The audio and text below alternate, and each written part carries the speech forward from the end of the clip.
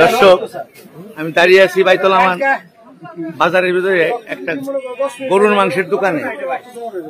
এই ব্যবসায়ী দীর্ঘদিন যাবৎ অবৈধভাবে ব্যবসা করে আসছে এবং মাংসের ভিতরে রং দিচ্ছে। রংটা দেয় তো এটা, এই যে এই রং দিয়ে মানুষকে মনোরঞ্জন করে এই মাংসটা বিক্রি করছে। এবং আদৌ এটা গরুর মাংস না কিসের মাংস এটা বলা যাবে না, বলতে পারবো না। আজকে এখানকার স্থানীয় গ্রাহক যারা নাকি মাংস কিনে তারা একে আটক করছে এবং এদের যে ভাষ্য যে এরা দীর্ঘদিন যাবত এই অবৈধ ব্যবসা করতেছে রং দিয়ে।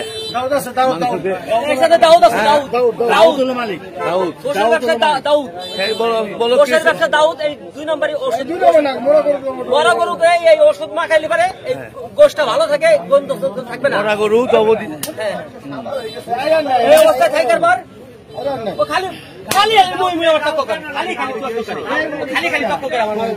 এখানকার গ্রাহকদের অভিযোগ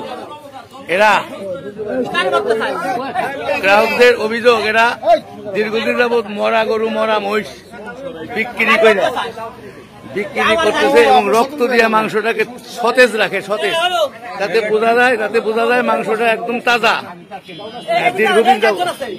দীর্ঘদিন যাবৎ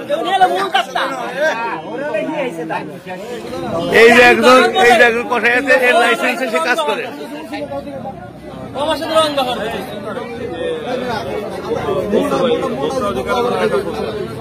আমার নাম্বার নেই, চলে গেছে।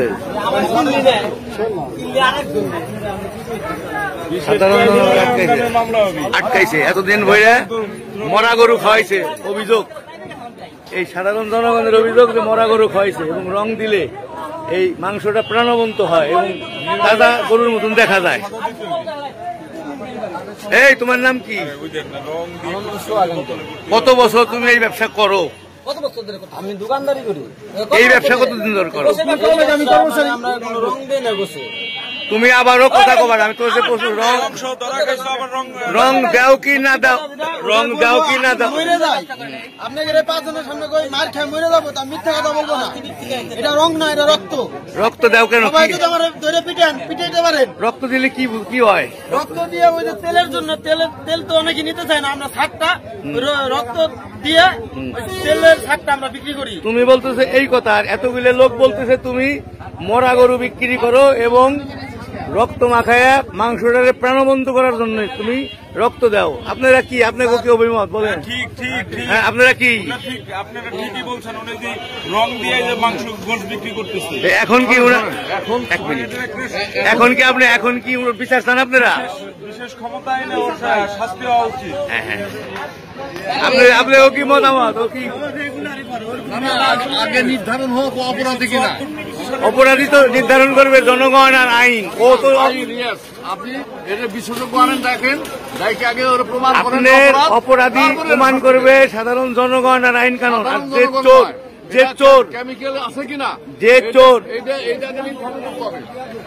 হ্যাঁ, আমরা করলাম যে রক্ত দিচ্ছে, অমুক করে